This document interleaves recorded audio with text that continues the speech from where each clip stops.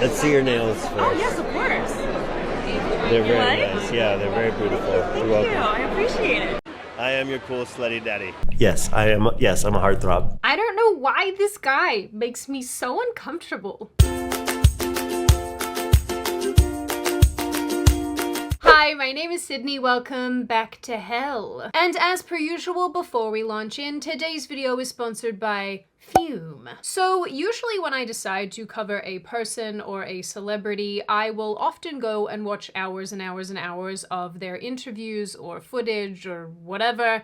And after doing that, usually one of two things happen. I realize the person is actually totally fine, likable even, and I don't trash them to the rest of you. Or I end up hating them more than I originally did. And the latter is what has happened here with relation to Pedro Pascal, which I'm sure surprises none of you. It seems like absolutely every time I turn around, this guy is all over my feed. Whether it's him taking digs at author J.K. Rowling, recently calling her a bully and a heinous loser, standing up for trans rights while routinely posting passive-aggressive pictures on Instagram and calling people out who disagree with him, equating Trump supporters to Nazis. Ah yes, that one is very original. Or recently, these Vanity Fair photos that are all over the place, which I guess are meant to be sexy, but maybe I'm not the target audience because that's not my read here. Oh, and also this Vanity Fair video because okay. I honestly have no idea who this is for. Anyway, if he isn't being artificially foisted upon the rest of us for his wonderful leftist opinions, then he's simply appearing in every other film or television show. I'm starting to understand why they call it Pedro Pascal fatigue, because I am tired. The Last of Us, which was so improperly cast. Fantastic Four, also improperly cast. The new Materialist movie, which brings about its own wave of interviews where he says even more leftist-based things and does even more performative behavior that then gets written about by media outlets. And around in circles we go. Like back in May, for example, when he made comments at the Cannes Film Festival about illegal immigration. I want people to be safe and to be protected, and I want very much to live on the right side of history. And I'm an immigrant. My parents are refugees from Chile. I myself was a refugee. We fled a dictatorship, and I was privileged enough to grow up in the U.S. and after asylum in Denmark. And if it weren't for that, I don't know what would have happened to us. And so I stand by those protections. Always. To be honest with you all, this video really encapsulates why I don't like Pedro Pascal. This is a person who continually tells a borderline fake asylum story and positions himself as a meek, mild-mannered guy who's just expressing an opinion. He's just here to share with us why he wants to be on the right side of history. He just wants to help illegal immigrants and protest for trans rights. But to me, and it seems a lot of other people at this point, all of this feels very manufactured and contrived. Like, his PR team is working overtime to ensure that he is interpreted and perceived in a very specific way. He's probably a great fan of having chairs in the corner. If you don't get that reference, it's probably for the best. Since about 2020, Pedro Pascal has been forced on the general population by Hollywood and the entertainment space in general. And no matter where we go and what we do, we seemingly can't escape him. And I'm sure to begin with, people were pretty indifferent to him or thought that he was an A-okay actor. Like, for example, I really liked him in Game of Thrones. I genuinely was quite sad when his character got his face mushed in. Just a little bit of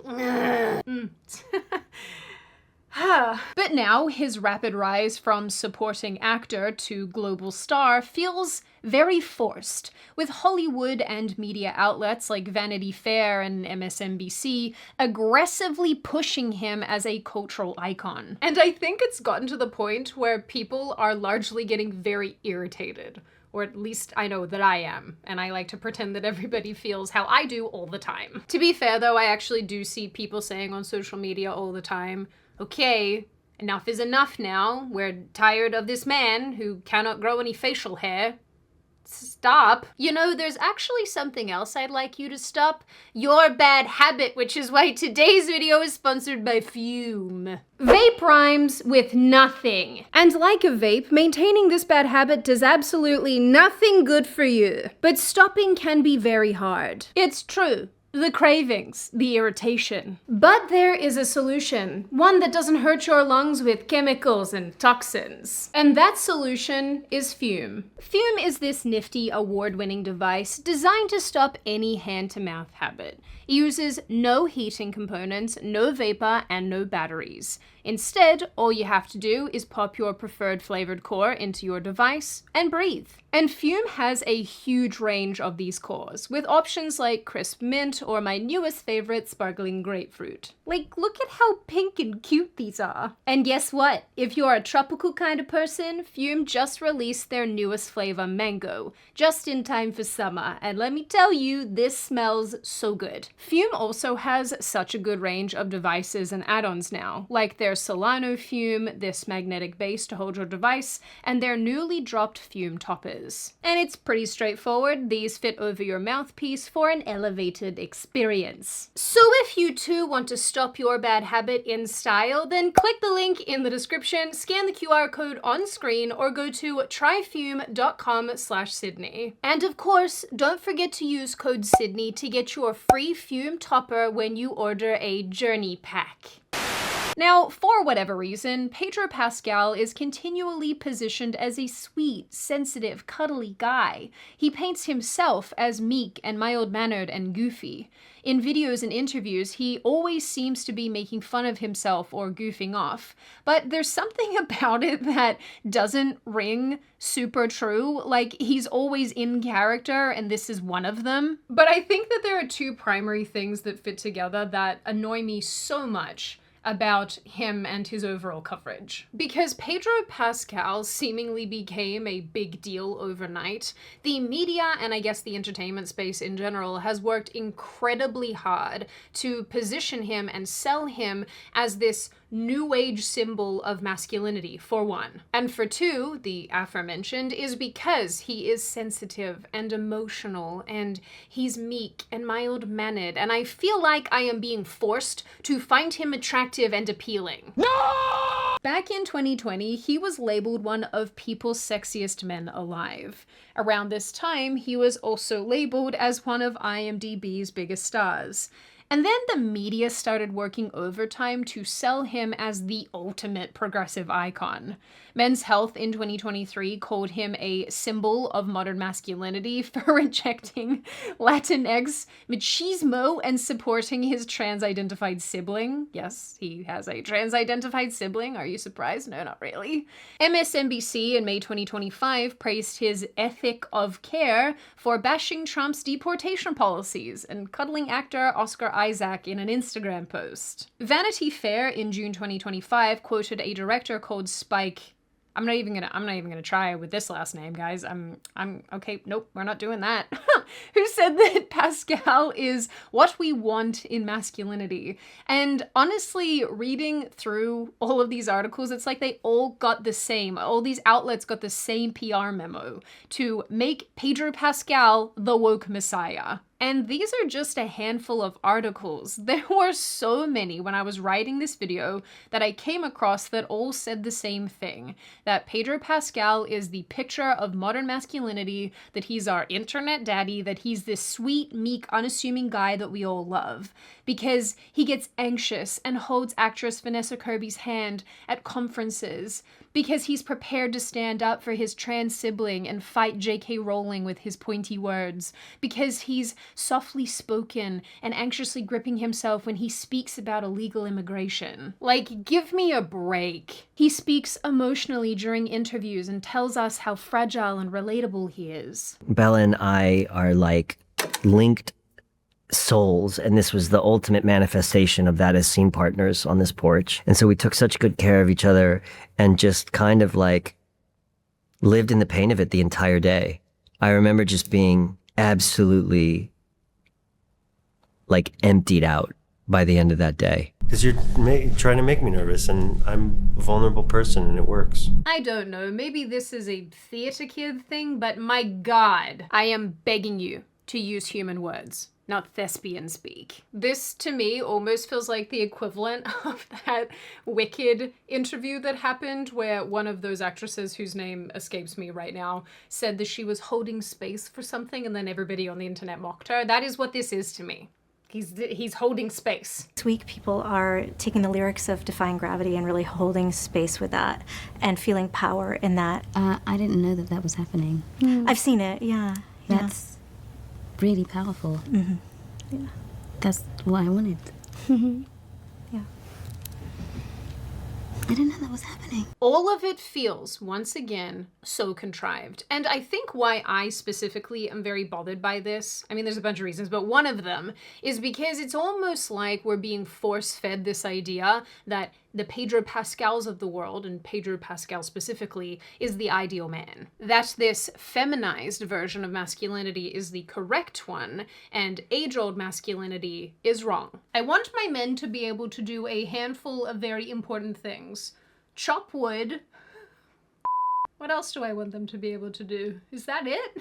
Till the soil, work in the mines, bring coal back to the house to start fires. I don't think Pedro Pascal can do any one of those things. It is so hot today. I feel like I'm going mad. Pedro Pascal is not presented as a strong man. He's fragile. He's emotional. He grips himself while he speaks and stutters between words. The media goes on and on and on about how he cries easily and wears his heart on his sleeve. And here's the thing for me personally. Over the years, my opinions about men and women and masculinity and femininity have definitely grown and changed. And I actually think that as a rule, for people, there's nothing wrong with understanding your emotions and being able to articulate them. I actually think society would be a lot better off if people were better at this. But that isn't what Pedro Pascal does, and that isn't what he is. Pascal has taken aim at women fighting for our own spaces. This isn't a masculine thing to do, I'm sorry. He mocks and abuses anyone who thinks differently than him, comparing those on the right to Nazis. Although, you know, like, what else is new? And it is socially acceptable for him because he has the right opinions, the Hollywood accepted opinions. So all of this is passed off as charming and charismatic. He is able to do his activism and keep his job. Meanwhile, people like Gina Carano are fired and publicly lambasted for doing so much less. And as I'm saying it, I actually think this is a really important point here. This is a person who is so public about his empathy and his compassion. He is so vocally about justice and social justice, and yet he is consistently throwing women under the bus. He is consistently taking stabs at women who are fighting for other women, and he sat by and basically said absolutely nothing while Gina Carano was being dragged through the mud. So Pedro Pascal isn't a symbol of new masculinity. He's simply what Hollywood and the entertainment industry have decided will replace the traditional version. And in my opinion, and some of you are gonna think I'm so mean and being quite unkind here, but maybe I am, who's to say? In my opinion, it's this insipid, submissive, curated picture of male fragility, and I hate using terminology like that. It sounds very leftisty and flim-flammy to me, but that's kind of what it is. Like, I am sorry, but it is a little ironic and maybe a little bit laughable that we have this guy who's supposed to be this icon of masculinity, and yet he needs emotional support women to follow him around lest he have some anxiety. I even saw tweets about his recent Vanity Fair photo shoot where people made the observation that his PR team is desperate to sell him as a Burt Reynolds type figure for the modern world, and I actually think that observation totally checks out. So I'll cap this off by saying the obsession with him doesn't actually seem to be around the fact that he's actually a masculine figure. It's that he's a guy in Hollywood who happens to have the right positions and opinions that Hollywood finds palatable that it can force on the rest of us. Then there is his actual behavior, and I think this is where his performative vulnerability and meekness really shines through. If you guys care to look at all, if you go on the internet, there are a ton of fan edits of Pedro Pascal that basically present him with almost this gay affect, which I think is supposed to be disarming for women, but really, I perceive this as kind of weird and a little creepy. For example, here are a bunch of videos of Pascal complimenting women's nails. Let's see what you got, what you got. What do you think? Oh, they're gorgeous and glowing. Ding, ding, ding, because I'm obsessed with nails. Yeah. Latter 30s, and I am dedicating. Your nails are awesome. So are yours. Let's see your nails first. Oh, yes, of course.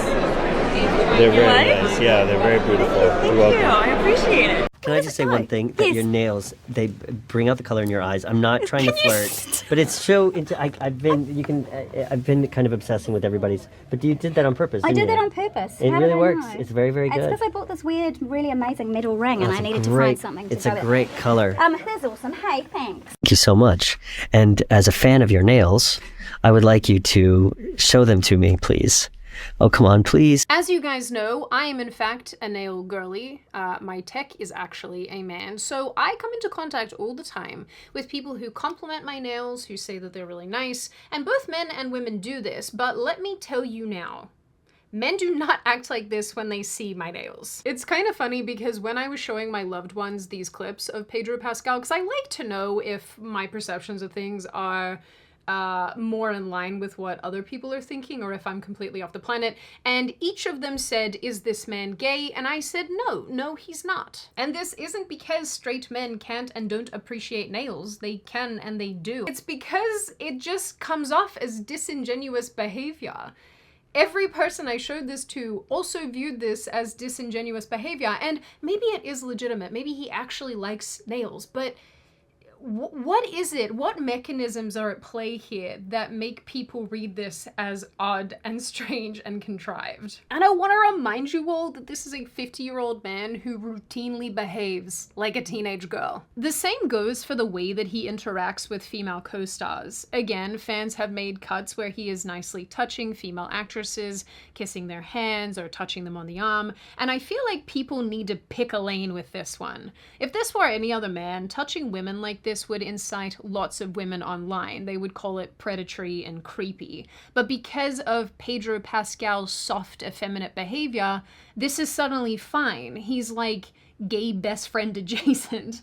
And the thing to me, at least, is that while the majority of these women in these videos are single, some of the ones that he's done this to are not. And I think that adds an extra level of inappropriateness. Just to be clear, I think there is certainly a way for men to be kind and loving and supportive of the women around them, but I don't think that necessarily involves being all over them in a public or even private setting. And all of this extends to his pretend humility too. Pascal presents himself as a person who is shocked by his success. He said as much actually in his new Vanity Fair interview. But then you see him doing things to get deliberate sound bites or lean into internet lore. You actually see him doing this a lot with the daddy thing, repeating it himself in interviews. I am your cool slutty daddy. Silver daddy. Emoji. I'm a bigger daddy than him. I'm older than him. Although he's a real daddy. He's got kids and I don't. But daddy is a state of mind, you know what I'm saying? I'm your daddy. During his Vanity Fair lie detector video, he admitted that he looks himself up on social media and thinks he's a heartthrob, which is like, what? You're also very active with fans on Twitter. Do you search for your name? Yes!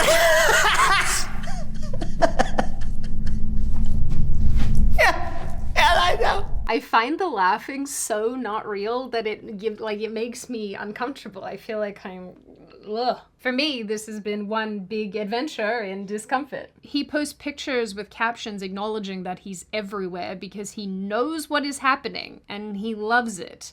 Nothing about this guy is genuinely authentic and humble, at least in my opinion. Lastly, and I'm not super sure where this fits, so I'm just gonna put it here, let's talk about Pedro Pascal and his asylum story. Pascal routinely paints his family as fleeing Chile because their lives were in danger danger, when I think the truth of the matter is far less dramatic. In his 2023 SNL monologue, Pascal got very teary talking about his family escaping the country when he was 9 months old. He says his dad, Jose, was treated as a resistance member, so they had to climb into the Venezuelan embassy, get asylum in Denmark, and then move to the US as refugees. But there is lots of evidence that suggests that his family were very well connected and certainly not impoverished. His dad was a fertility doctor with a very shady history.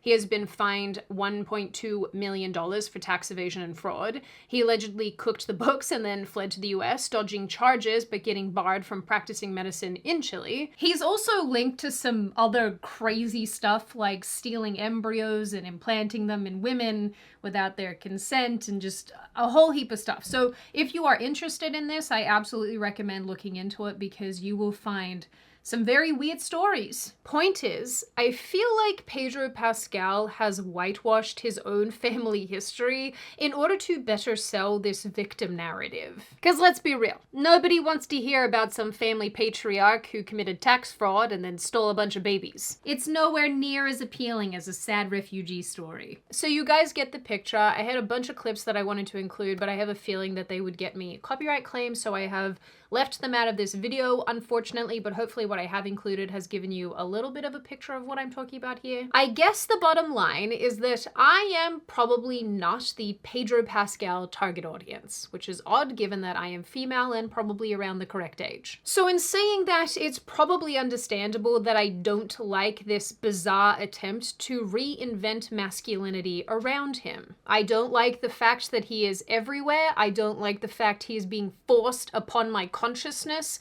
I don't like all of these contrived, manufactured write-ups about him.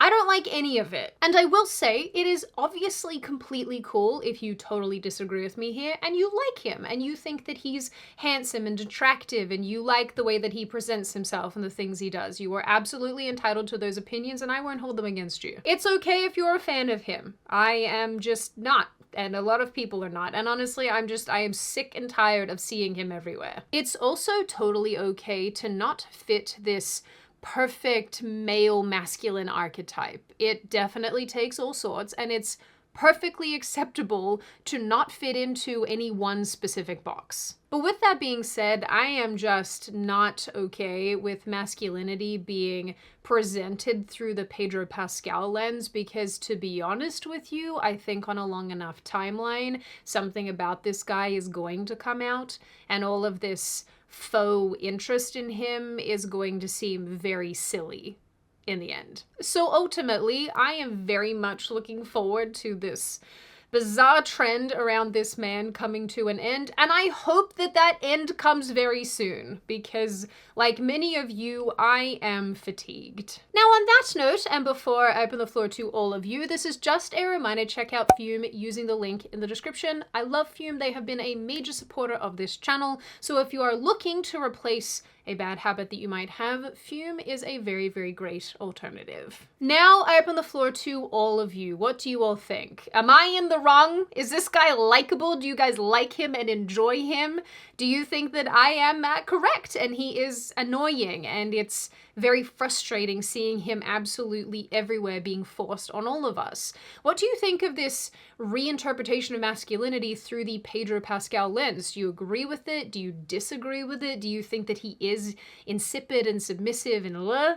Do you like the way that he behaves? Do you find it attractive and appealing and you're glad that men are being much more sensitive in a more public way?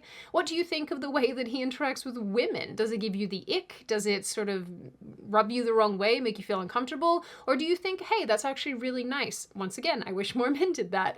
And what do you generally make of this issue overall? As always, if you have made it this far in the video, congratulations. I always like having you along for the full ride. If you are new here and you're not subscribed already and you would like to see more of me and more of this kind of content, feel free to subscribe to the channel, as well as leaving this video a like and a comment because I do read the majority of them and I like hearing your feedback. Of course, as always, I hope you wonderful pretty people stay safe and well and make good choices because those are important, and I will see your wonderful little chickadee faces in the next video.